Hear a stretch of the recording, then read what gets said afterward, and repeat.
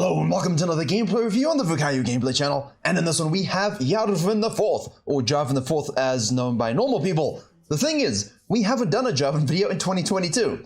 You can tell I don't really like the champion. However, despite not really changing much throughout the years, and King Nilog saying you can never convince him that he was meta, well, he's a little bit such at the moment, you know, not really meta at all, but definitely played a lot, definitely more prolific in terms of his pick rate for his standards. But let's go ahead and see what's just so great about JARVAN IV, and can you use him in solo queue? Can you use him to climb, to win, to control games? Yes, you can, but I feel like, no offense to those who play him, that's kind of boring. You know, it's like wearing brown. Or someone should tell Suit Supply that that's not exactly very sexy. So what we're going to do here is have a look at the most boring rune set of all time, obviously, with Conqueror and Booties and Cosmic Insight. And we're going to talk a little bit about builds as we go through this video. Don't forget, all the Zada GG Live Jungle Companion Guide to teach you how to jungle in real time are tailored for your chosen champion. We have 10 at the moment, all of them on the way soon. Now, match history to this will be linked below as well. We're against a Qiyana. Now, Qiyana really nerfed, taken out of the game a lot. And yet, not really, because every time they nerf her, people go, you didn't stop the fact that she's Qiyana, my friend, and we love that. And here we go. Top leash for both top laners. Poppy and Shen do some casual fistings. We get a little bit low here, but we smite. Poke that with our spear, or number 2 pencil, depending on our balance state now. You see there, right? Remove 10% armor for 3 seconds. So we get a little bit of armor shred, right? And that keeps going all the way up to 26. Stop rushing Chem Punk Chainsword, you punks, as they would say in subtitled K-dramas. And don't ask me how I know these things, I just know such random things. I have no... My Discord just fills my head with junk, you know? Just end up regurgitating it. So we have solo kill for, both ways. It just isn't as good, you know? And the whole concept is, well, you know, it gives me AD and health and haste, and who cares about the grievous wounds? I care about the grievous wounds. I think most people who care about intelligent itemization care about the grievous wounds, because as Qiyana goes to the bottom lane, here we go. Nice little gank from a 12 CS. Red Raptors Grom clear. Who could have foreseen this with a JARVAN doing a 5 camper in the meantime? Things have reversed, my friends. But what does he do? What does he do? He says, something's happening on the map. I should probably get involved. Yeah, that's a good idea. Let me just hit that force of flash. Very, very nice. Rakan goes for the save. In turn is forced to burn his flash as well. So that's a double flash burn. And the JARVAN knows he's got this red and this available. And the Qiyana knows, look at the pings. Look at the pings coming through. Help! Help! I want this crab. And JARVAN's like, Do we have a Chad battle right here? I mean...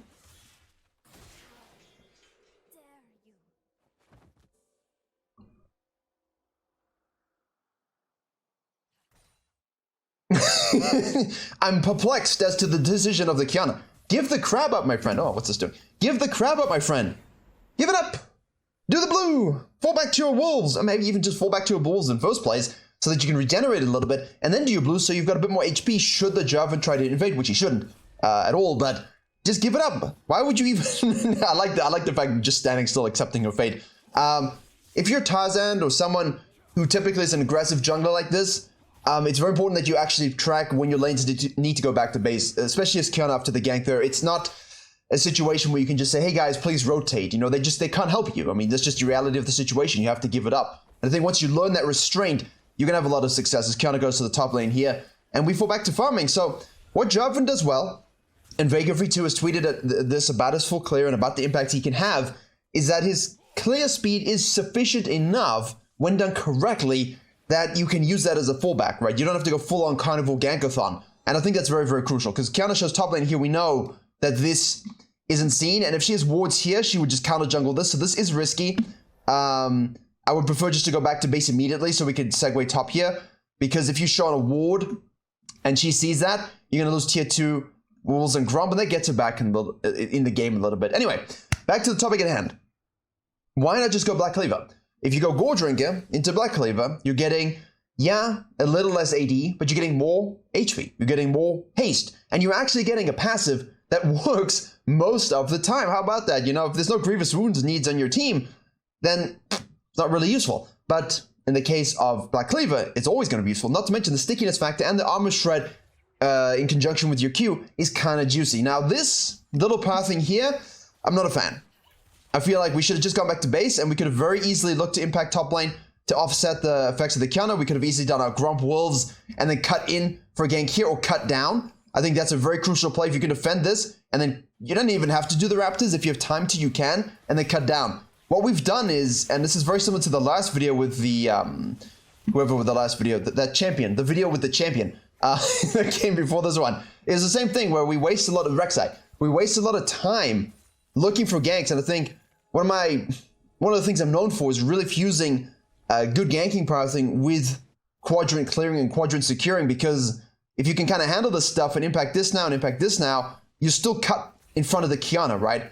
As opposed to just sitting waiting for the Kiana, because if she goes top lane here, obviously she's going to sequence down, and so you can kind of match that a little bit, and instead of clearing camps like she does, you cut in and get out ahead of her anyway. Now, JARVAN, of course, goes to the mid lane. Whoopsie, didn't mean to do that, but Kiana, there she goes. Now she will show bot lane. Now, this is just terrible counter jungling here. Based upon the timers of her being top lane after you killed her, you should kind of have that jungle sense, that intuition of a 215 time. It should be some muscle memory. Please tell me you get the kill, my friends. Okay, you do. So this, not the best phase from the JARVAN. So what's so great about JARVAN? Well, he can actually clear and handle this now. Now, the passive buff that they did last year that made him kind of very strong, and then they just reverted it because like that passive HP buff there, that current HP physical damage, that was a little bit too high. So they've kind of tinkered with this a little bit over the years, but he's pretty much always is. I mean, he is what he always has been and always will be. There we go. Words. It's Friday. What can you can blame me? No. Tomorrow, fun video tomorrow, and of course a video on the main channel to go with it. So hopefully you're looking forward to that. But this early ganking from both junglers, the last two videos, very inefficient. Comes from a lack of tracking, lack of really trying to understand what the enemy jungler is going to do. But our farming is good. I don't know why it almost gets me. Like, hey, no, that's not her, right? She's in the crater. But then a part of her mind, like 2% of her mind is thinking, but obviously it's Nico. So once she's trapped, she is trapped. If she has no flash, she has no flash. So that's a great use of the ultimate. Use your ult as soon as you can. It's such a powerful ganking tool. Don't waste it. As soon as it's up, go use it. Now, Poppy again, Kiana again. She's not farming very well either. You know, we're not looking at the Kiana, but big sigh. Big sigh. I mean, you lost the Poppy ult from this. We just fall back here. We drag this. I think as well, it's quite nice. See this right here. What I like to do here in most situations is if they see me gank mid and go up and they know my blue's available, what I'll do is I'll pull the blue out and hit this so that they know I see them, but they will have no idea where I am, right? No idea. And then, of course, you can drag the blue back again. It is faster to do it without kiting, where you just kind of bonk it and use your flag attack speed buff. But I like them knowing that I see them, and then they don't have the tool to see me. And I think that's crucial. Is she going to really try and greed for this? Is she going to greed in this area right now, thinking the JARVAN's going back to base? There's no way, right?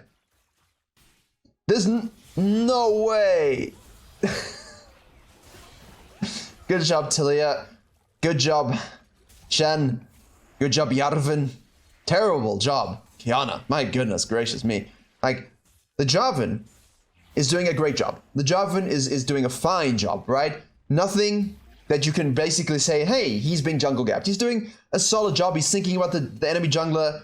He's thinking about the lanes he wants to gank. He's doing it. He's farming well, reasonably. He's ahead of the enemy jungler. But when you waste this much time in these situations and don't track this sort of counter jungling cadence and the tempo advantage with ganking versus your Carthus's and your Hecarims, they will come out ahead. And they will beat you. Like, they won't be down 2 levels in that situation. But that was horrific by the Kiana. So once you know this, okay, you can probably assume that the Kiana should, in theory, go to the bot lane. Boom, there we go. And that's kind of just, again, that jungle intuition, because she was just topside. She was taking a red. She had a red. She died in the topside. There's no herald. The dragon's a thing that's available. She knows JARVAN's going to be doing that herald and going back to base. And she's going to try and make a proactive play here before the JARVAN comes to the bottom side. Samira versus Samira, basically. You know, Samira and then Samira B. The original Samira is really, really good. Modern Samira in the Nyla, the second version, is not as good. To me, in terms of playstyle, it's like, I mean, really? Like, it's too similar, right? Do you guys get the feeling? I understand thematically and the regions they're from and their lore, that there's a difference, but in terms of actual kit. Now see, this is what we call terrible carnivore jungling from the Kiana. This is terrible carnivore jungling. Like, you're just coin flipping every gank. You're not thinking about the Jarvan at all. I think we should have turned on the Kiana here. We should have left the Rakan alone so we could just peel off, kill the Kiana, keep the Nami alive, push this, and you could really Giga Plate it. You'd also have healing. A little itch on my head. Took a drive. It was raining a lot. That has nothing to do with anything. I'm tired. Let's go take that kill and convert it into an objective, right? Kill conversion ratio.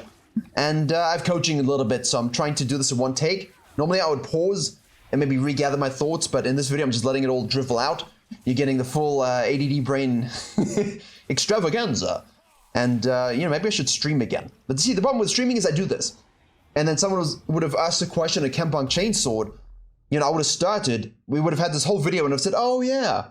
I didn't answer that. But here we go, normal itemization. You can go Eclipse. You could go Eclipse. The win rate, not so good, as Zeus would say. Not so good. Gold Drinker, much better. Because you can obviously go in on melees, get that active, and actually use it. With Hex, with Eclipse, you get the Omnivent, but you get the Sustain, and you get that little Micro Shield, which is a bit better in terms of comps where you can't actually benefit from that active. And it's just a better item all around. But for Jarvan, because of how we like to yeet in to enemy comms, it is still a more superior item. Now we're going straight to the bot lane here. She probably could have yeeted the red here. Jarvan doesn't really care at all. Look at this. Look at this. I come for your lane. This is the worst feeling. This is the worst feeling as a bot laner.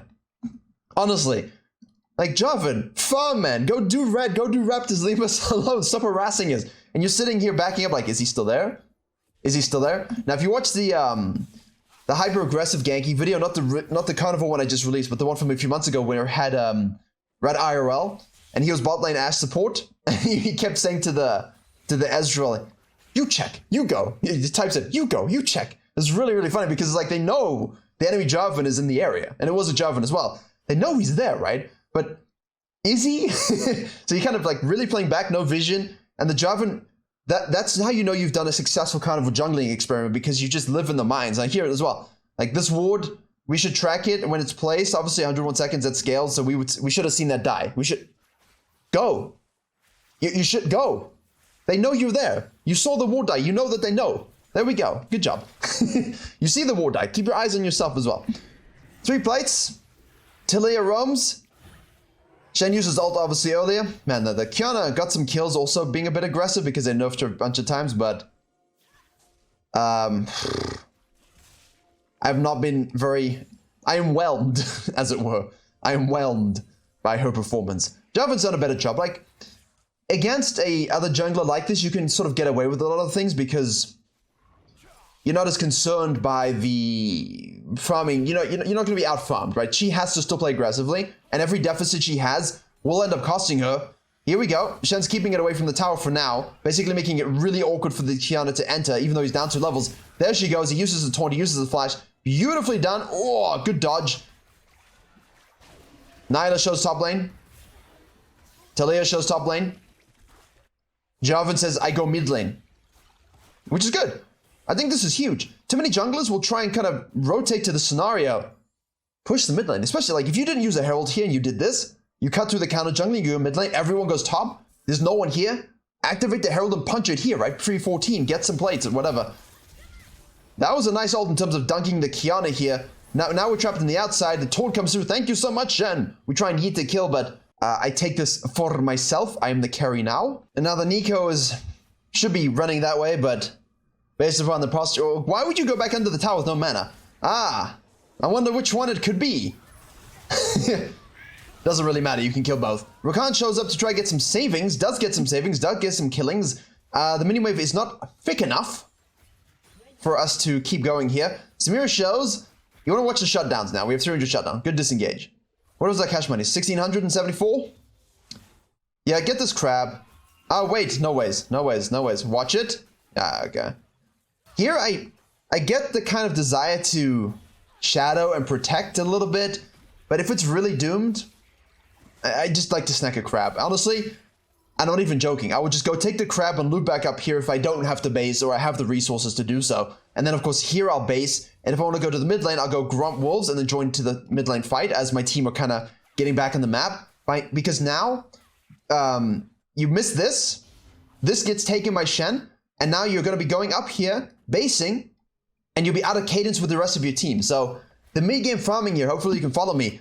As soon as this is a disengaged situation, take this scuttle, deny it from the Kiana, loop back around, take this, base, okay, because that will exhaust your resources. Now we can go topside into the Grump on the Wolves as our team's rejoining the map. However, should shit go down, as it were, then you can of course cut and not finish farming, right? Leave the situation and go to the mid lane, but it allows you to path outside in towards this, make the shove, fall back into their jungle here, ward, steal, and so on, collapse on any split pushes for a good angle, and then fall back to the dragon, right? So that's the kind of play we're looking to execute, and the Jarvan here has put himself in a position where his team's ready to do stuff in the mid lane, and he just isn't in the picture. So whatever happens here, results based, okay?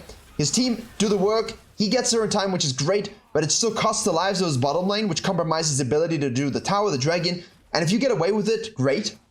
You know, cool for you. Didn't ask, no one cares. It's better to play it in a more poetic way, right? That removes this coin flip situation where your bot lane now lives, you get 2 towers, you get the blue, you get the Grump, you get to kill the Nico, you fall back to the dragon, you're back to base now, or these camps have definitely respawned, so you can do them again, rebase, and of course you got the second Herald, you got the dragon, the Baron that will be coming up at 20, and you can kind of really push the waves up. So, you know, in terms of mid-game macro, great example of thinking about your backtimers, thinking about your general sequencing, and thinking about sequencing towards where you want to be. So if you wanted to do this whole play, right, mid lane tower, Scuttle, Krugs, Raptors, you reset, but your team was collating on the top lane to take this tower because this was already dead, then you would go Wolves, Grump, and join them, right? So it would be an inside-out pathing. So I feel like we've really missed that, and I think that's absolutely crucial for mid-game farming, mid-game tempo, not throwing, keeping your lead, playing perfectly. The JARVAN here gets away from it, but right?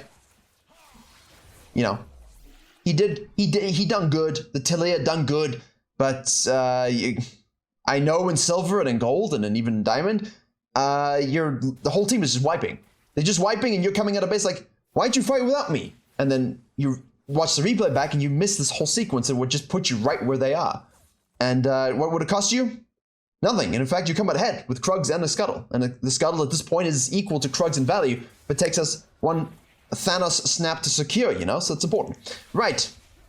People are basing, people are dead. We'll just do a full-on sequence. Again, we lose our Krugs. We give away the red. Mana's not truly an issue here. Q into E, obviously.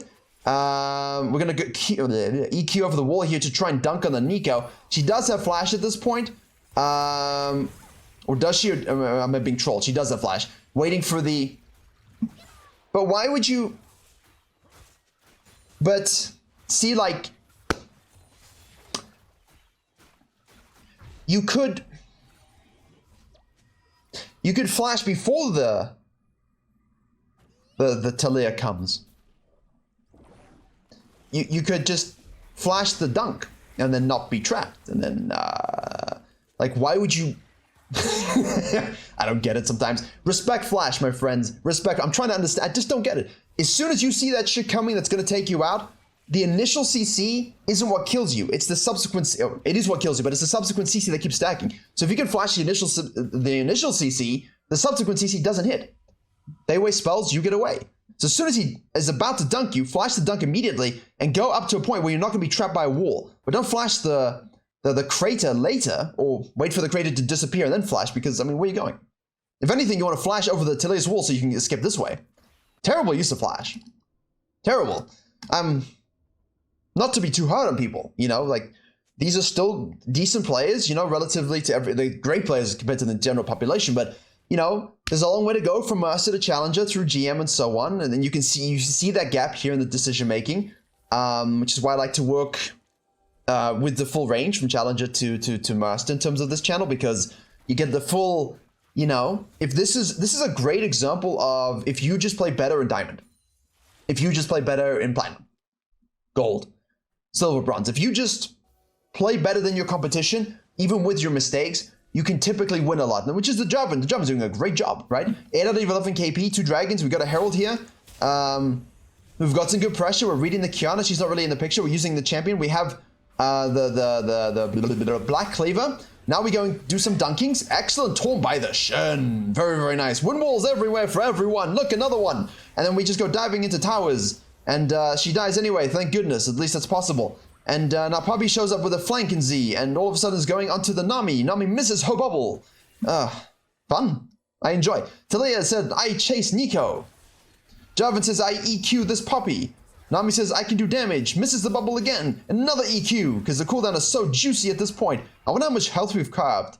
I'll have a look here. We basically had nothing. 400. We almost, basically 350 health was carved just from that fight.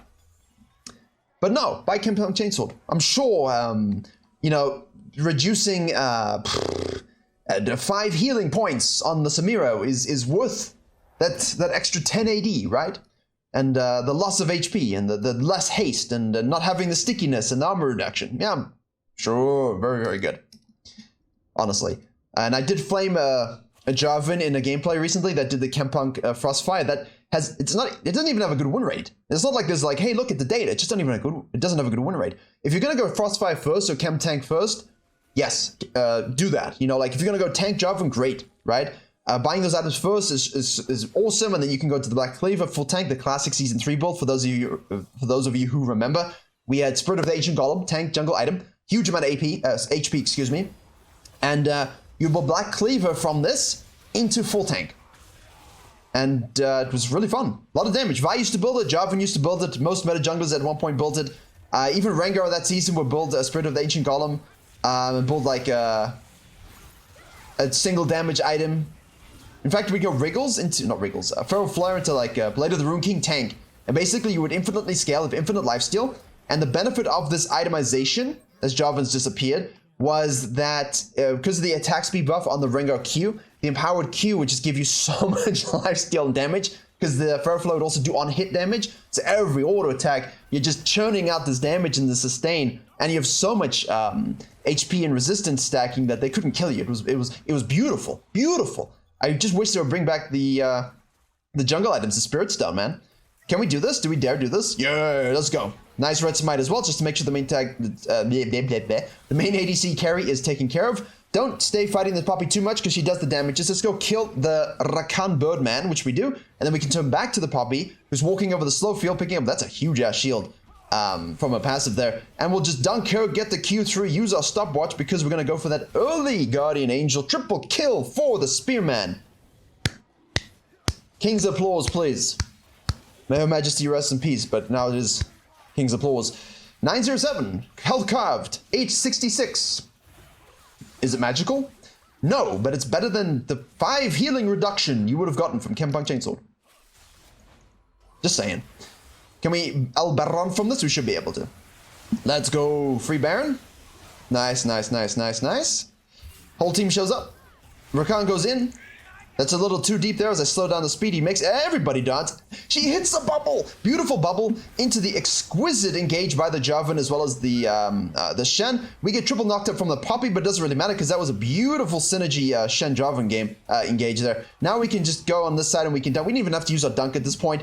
I think we're just going to go for the solo kill onto the Kiana here. The Rakan is still trying to peel and dance. We use another EQ to get through and miss the knockup because she already had range because it's Kiana. And then Talia goes for the wall, wrong side of the wall. Rakan dashes over the wall. We should have EQ again. We miss it again, but it doesn't matter because we just need to Iron Spike whip that with our Gore Drinker. He dashes again. You can see how someone who likes playing Ornn and Zyra does not enjoy this amount of mobility. Like, I can root him for 20 years, but if I'm behind and I can't one-shot them, then it's not so good. Right, now we can Baron, yes? I like it when they don't need us, but I would still make sure I get there. GA as well. Again, I know people are like, hey, I don't like GA, I think it's a terrible item. I'm gonna tell you something in a second. I know people don't like GA because they say it's a terrible item. I don't at all. I think it's a great item. A lot of damage, armor, especially against the heavy armor comp here, and of course the stasis and the stopwatch. You know, that stopwatch gave him a triple kill, kept him alive. Step 1. Step 2, if that happens again, he gets the stasis, he gets to come back as well. They're not going to be able to kill him twice, as you could see, because of the lead he has. It's absolutely huge to remember this. Now, you really hope your ADC says, I don't need that red buff. Something in the throat there. And it's the bullshit of the Chempunk Chainsword Rush build. So if she forgets or she says, hey, you know what, I have one from the enemy, you say, thank you so much. Hey, jungle crime. Let's go. Jungle on jungle crime. There we go. I'm not even a UFC person, but that's an old reference from like 2007 or 8 or something like that. If you know it, good job. Dunked. Queued. Killed. Swish. That was easy. Health carved. 1298. Respectable. Let's have a look at the Conqueror here. What do we got here? 657 healing. Yeah, that's definitely not as good as it used to be. Remember the days when that would be so broken it would give you like 2,000, 3,000 healings? This rune, man. The desire to please top laners' desire for fervor of battle from the original rune set in 2017 and prior led to a very annoying Conqueror Spear of Shojin meta. And I'm very glad we are away from those dark days. But yeah, so the joke that I was going to tell you here, as it looks like they're finishing off from a straight push. Great game, actually. Really fun game. Hopefully fun commentary for you. You know, we do this Baron, and instead of smiting it to finish, he EQs over the wall to just kill the enemy jungler. I saw a game in the Discord yesterday where a Silas was like 20 kills up, 25 stack Magi's. The whole team was ahead, right?